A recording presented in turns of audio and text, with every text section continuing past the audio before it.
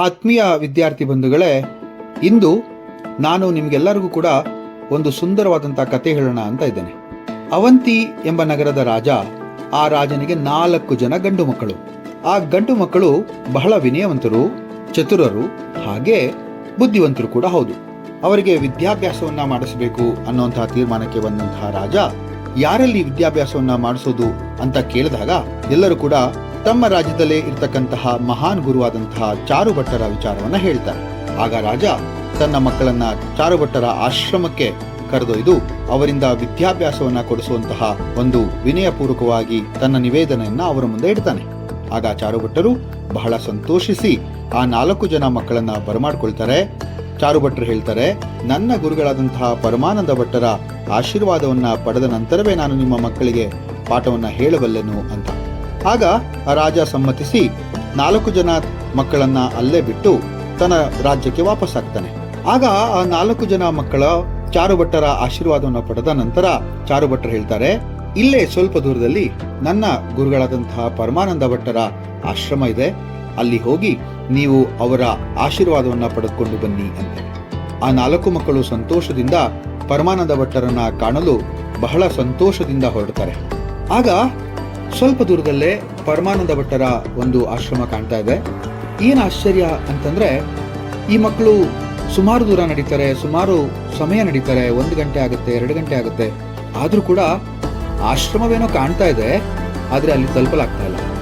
ಈ ಒಂದು ಅನುಭವವನ್ನ ಚಾರುಭಟ್ಟರಿಗೆ ಹೇಳಬೇಕು ಅಂತೇಳಿ ವಾಪಸ್ ಆದಂತಹ ಮಕ್ಕಳು ಗುರುಗಳನ್ನ ಕುರಿತು, ಗುರುಗಳೇ, ನಮ್ಮ ಮುಂದೆ ಏನೋ ಆಶ್ರಮ ಕಾಣ್ತಾ ಇದೆ, ಆದ್ರೆ ನಾವಲ್ಲಿ ತಲುಪಲಾಗ್ತಾ ಇಲ್ಲ ಅಂತ.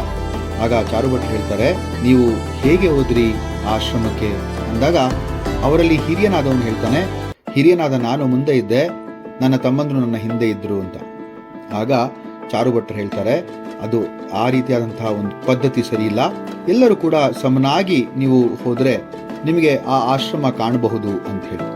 ಸರಿ, ಆ 4 ಮಕ್ಕಳು ಗುರುಗಳನ್ನ ಪ್ರಾರ್ಥಿಸ್ತಾರೆ, ಗುರುಗಳೇ, ನೀವೇ ನಮ್ಮ ಜೊತೆಗೆ ಬಂದು ಆಶ್ರಮವನ್ನ ತೋರಿಸಿ ಅಂತ. ಆದ್ರೆ ಚಾರುಭಟ್ಟರು ಆ ಮಕ್ಕಳಿಗೆ ಒಂದೇ ಒಂದು ಷರತ್ತನ್ನ ಹಾಕ್ತಾರೆ. ಅದೇನಪ್ಪಾ ಅಂತಂದ್ರೆ, ದಾರಿಯಲ್ಲಿ ಹೋಗಬೇಕಾದ್ರೆ ನಿಮ್ಮ ಅನುಭವ ಮತ್ತೆ ನಿಮ್ಮ ಎದುರಾಗಿ ಬಂದಂತಹ ಯಾವುದೇ ವಿಚಾರವಾಗಿ ನನ್ನಲ್ಲಿ ಪ್ರಶ್ನೆಯನ್ನ ಕೇಳುವಂತಿಲ್ಲ. ಪ್ರಶ್ನೆ ಕೇಳಿದ್ರೆ ನಿಮಗೆ ಉತ್ತರವೂ ಸಿಗೋಲ್ಲ, ಮತ್ತೆ ನೀವು ಅನ್ಕೊಂಡಂತಹ ಕೆಲಸವೂ ಸಾಧಿಸೋದಕ್ಕೆ ನಿಮಗೆ ಆಗಲ್ಲ ಅಂತ ಹೇಳಿ. ಸರಿ ಅಂತ ಒಪ್ಪಿದಂತ ಮಕ್ಕಳ ಜೊತೆಯಲ್ಲಿ ಚಾರುಭಟ್ಟರು ತಮ್ಮ ಗುರುಗಳ ಆಶ್ರಮವನ್ನ ಕುರಿತು ಬರ್ತಾರೆ. ಏನ್ ಆಶ್ಚರ್ಯ ಅಂತಂದ್ರೆ, ಚಾರುಭಟ್ಟರು 4 ಜನ ಮಕ್ಕಳ ಕೈಯನ್ನು ಹಿಡಿದು 4 ಜನ ಸಮವಾಗಿ ನಡೆಯುತ್ತಾ ಪರಮಾನಂದ ಭಟ್ಟರ ಆಶ್ರಮಕ್ಕೆ ಬಂದಾಗ ಆ ಆಶ್ರಮವು ಅಲ್ಲೇ ಇದ್ದದ್ದನ್ನ ಕಾಣ್ತಾರೆ. ಹಾಗೆ ಅದರ ಹತ್ರವೂ ಕೂಡ ತಲುಪಿಬಿಡ್ತಾರೆ. ಆಶ್ರಮವನ್ನು ತಲುಪಿದ್ರು, ಆದ್ರೆ ಅವರಿಗೆ ಮತ್ತೊಂದು ಆಶ್ಚರ್ಯ ಕಾದಿತ್ತು.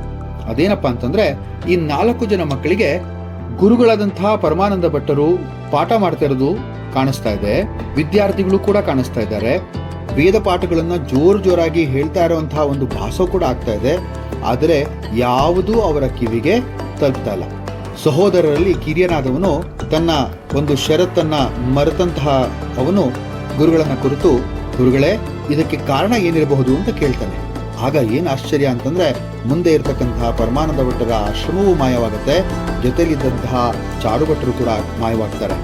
ಮತ್ತೆ ಓಡಿ ಬಂದಂತಹ ಆ ಮಕ್ಕಳನ್ನ ಕುರಿತಂತಹ ಚಾರುಭಟ್ಟರು ಹೇಳ್ತಾರೆ, ನೀವು ನಾನು ಹೇಳಿದಂತಹ ಒಂದು ಷರತ್ತನ್ನ ನೀವು ಮರೆತಿರಿ, ಅದಕ್ಕೋಸ್ಕರ ಹೀಗಾಯ್ತು, ಮತ್ತೊಮ್ಮೆ ಅದು ಮಾಡಬೇಡಿ ಅಂತ ಹೇಳಿ ಬುದ್ಧಿವಾದವನ್ನು ಹೇಳಿ ಮತ್ತೆ ಅವರು ತಮ್ಮ ಶಿಷ್ಯರ ಜೊತೆಯಲ್ಲಿ ತಮ್ಮ ಗುರುಗಳನ್ನ ಭೇಟಿ ಮಾಡಲು ಹೊರಡ್ತಾರೆ.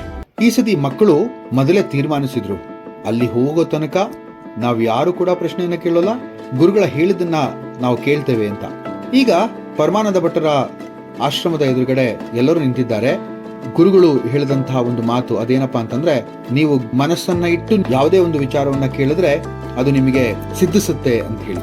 ಈಗ ಅದೇ ವಿಚಾರವನ್ನ ಗಮನದಲ್ಲಿಟ್ಕೊಂಡಂತಹ ಮಕ್ಕಳು ಅಲ್ಲಿ ಹೋದ ತಕ್ಷಣ ಅವರಿಗೆ ಪರಮಾನಂದ ಭಟ್ಟರು ಹೇಳ್ತಿರುವಂತಹ ವಿದ್ಯೆಯೂ ಕೂಡ ಕೇಳಿಸ್ತಾ ಇದೆ, ಹಾಗೆ ಮಕ್ಕಳು ಜೋರಾಗಿ ಹೇಳ್ತಾ ಇರುವಂತಹ ಪಾಠವೂ ಕೂಡ ಅವರಿಗೆ ಕೇಳಿಸ್ತಾ ಇದೆ.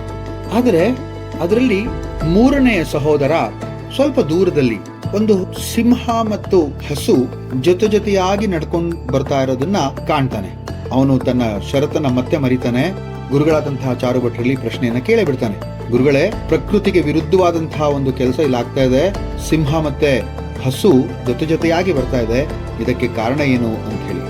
ಅವರ ಮುಂದೆ ಇರತಕ್ಕಂತಹ ಪರಮಾನಂದ ಭಟ್ಟರ ಆಶ್ರಮ, ಶಿಷ್ಯರು, ಗುರುಗಳು ಮತ್ತೆ ಚಾರು ಭಟ್ಟರು ಯಾರು ಕಾಣಲ್ಲ. ಅವರೆಲ್ಲರೂ ಕೂಡ ಅದೃಶ್ಯರಾಗೋಗಿರ್ತಾರೆ.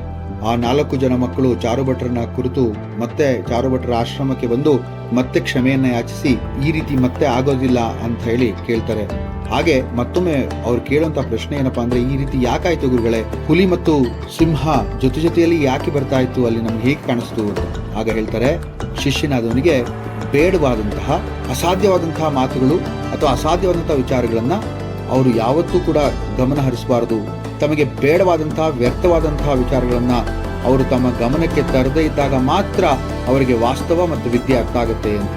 ಗುರುಗಳಿಂದ ಪಾಠ ಕಲಿತಂತಹ ಮಕ್ಕಳು ಕ್ಷಮೆಯನ್ನ ಕೇಳಿ ಆ ಪರಮಾನಂದರ ಆಶೀರ್ವಾದವನ್ನು ಪಡೆಯೋದಕ್ಕೆ ಮುಂದುವರಿತಾರೆ. ಚಾರು ಭಟ್ಟರು ಮತ್ತೆ ಹುಡುಗರು ಪರಮಾನಂದ ಭಟ್ಟರ ಮುಂದೆ ಬಂದ್ರು. ಈಗ ಅವರ ಮನಸ್ಸಿನಲ್ಲಿ ಎರಡಿತ್ತು. ಮನಸ್ಸನ್ನ ಇಟ್ಟು ಮತ್ತೆ ವ್ಯರ್ಥವಾದಂತಹ ವಿಚಾರವನ್ನ ಬಿಟ್ಟು ಜಾಗರೂಕರಾಗಿ ಪರಮಾನಂದ ಭಟ್ಟರ ಆಶ್ರಮದ ಬಳಿ ಬಂದಿದ್ದಾಗ ಅವರ ಮಾತು, ಶಿಷ್ಯರ ವೇದಾಭ್ಯಾಸ ಎಲ್ಲವೂ ಕೂಡ ಕಾಣಿಸ್ತಾ ಇದೆ. ಹಾಗೆ ವ್ಯರ್ಥವಾದಂತಹ ಯಾವುದೇ ವಿಚಾರವನ್ನು ಕೂಡ ಅವರು ಅದರ ಬಗ್ಗೆ ಗಮನ ಹರಿಸ್ತಾ ಇಲ್ಲ. ಈಗ ಚಾರು ಭಟ್ರು ಹೇಳ್ತಾರೆ, ನೀವು ಈಗ ಹೋಗಿ ನನ್ನ ಗುರುಗಳ ಆಶೀರ್ವಾದನ ಪಡೆಯಿರಿ ಅಂತ. ಆಶೀರ್ವಾದನ ಪಡೆಯೋದಕ್ಕೆ ಅವರ ಕಾಲನ್ನ ಮುಟ್ಟೋದಿಕ್ಕೆ ಹೋದಾಗ ಮತ್ತೆ ಆಶ್ಚರ್ಯ ಏನು ಅಂತಂದ್ರೆ, ಗುರುಗಳಾದಂತಹ ಪರಮಾನಂದರ ಕಾಲು ನೆಲದ ಮೇಲಿಲ್ಲ, 1 ಅಡಿ ನೆಲದಿಂದ ಮೇಲಿದೆ. ಈ ಆಶ್ಚರ್ಯವನ್ನ ಕಂಡಂತಹ ಹಿರಿಯ ಸಹೋದರ ಮತ್ತೆ ಪ್ರಶ್ನೆಯನ್ನ ಕೇಳೇ ಬಿಡ್ತಾನೆ. ಹಿಂದಿನ ತರಹ ಆಶ್ರಮ, ಗುರುಗಳು ಎಲ್ಲರೂ ಕೂಡ ಮಾಯವಾಗ್ತಾರೆ.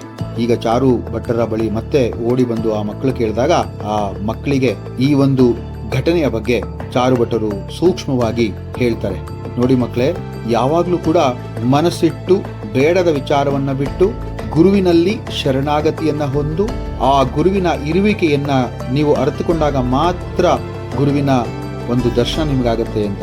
ಈ ಸತ್ಯವನ್ನ ಅರಿತಂತಹ ಮಕ್ಕಳು ಮತ್ತೆ ಹೋಗಿ ಪರಮಾನಂದ ಭಟ್ಟರನ್ನ ಕಂಡಾಗ ಅವರ ಆಶೀರ್ವಾದವನ್ನ ಪಡೆಯಬೇಕು ಅಂತ ಹೇಳಿ ಅವರ ಕಾಲಿಗೆ ಬಿದ್ದಾಗ ಈಗ ನೋಡಿದ್ರೆ ಪರಮಾನಂದ ಭಟ್ಟರ ಕಾಲು ನೆಲದ ಮೇಲಿದೆ. ಇದರಿಂದ ಅರ್ಥ ಆಗುವಂತಹ ಒಂದು ಸೂಕ್ಷ್ಮತೆಯನ್ನ ನೀವು ಗಮನಿಸಿದ್ರೆ ನಿಮ್ಗೆ ಅರ್ಥ ಆಗುತ್ತೆ. ಶಾಲೆಗೆ ಸಮಾನವಾಗಿ ಹೋಗಬೇಕು, ಶಾಲೆಯಲ್ಲಿ ಸಮಾನರಾಗಿರಬೇಕು, ಗುರುಗಳು ಹೇಳ್ಕೊಟ್ಟಂತಹ ಪಾಠವನ್ನ ಮನಸ್ಸಿಟ್ಟು ಕೇಳಬೇಕು, ಬೇಡವಾದಂತಹ, ವ್ಯರ್ಥವಾದಂತಹ ಕೆಲಸವಾಗ್ಲಿ ಕಲಾಪವಾಗ್ಲಿ ಅದನ್ನ ಬಿಡಬೇಕು. ಹಾಗೆ ಗುರುವಿನ ಶರಣಾಗತಿಯನ್ನ ಹೊಂದಬೇಕು. ಅದಕ್ಕೆ ದಾಸರು ಹೇಳಿಲ್ವೇ, ಗುರುವಿನ ಗುಲಾಮನಾಗುವ ತನಕ ದೊರೆಯದನ್ನ ಮುಕುತಿ ಎಂದು ಹೇಳಿ. ಅದಕ್ಕೋಸ್ಕರ ಈ 3 ಪಾಠವನ್ನ ನೀವು ನಿಮ್ಮದಾಗಿಸ್ಕೊಂಡ್ರೆ ನಿಮ್ಮ ವಿದ್ಯಾರ್ಥಿ ಜೀವನ ಬಹಳ ಸುಂದರವಾಗಿರುತ್ತೆ ಅಂತ ಹೇಳ್ತಾ ಈ ಉಪನ್ಯಾಸ ಮಾಲಿಕೆಯನ್ನ ಇಲ್ಲೇ ಮುಗಿಸ್ತಾ ಇದ್ದೇನೆ. ಮತ್ತೊಂದು ವಿಚಾರವನ್ನ ಮುಂದಿನ ಉಪನ್ಯಾಸ ಮಾಲಿಕೆಯಲ್ಲಿ ತರುವಂತಹ ಪ್ರಯತ್ನವನ್ನ ಮಾಡ್ತೇನೆ ಅಂತ ಹೇಳ್ತಾ ನಿಮ್ಮೆಲ್ಲರಿಗೂ ಒಳ್ಳೆಯದಾಗಲಿ ಅಂತ ಆಶಿಸ್ತಾ ಈ ಉಪನ್ಯಾಸ ಮಾಲಿಕೆಯನ್ನ ಮುಗಿಸ್ತೇನೆ. ಧನ್ಯವಾದಗಳು.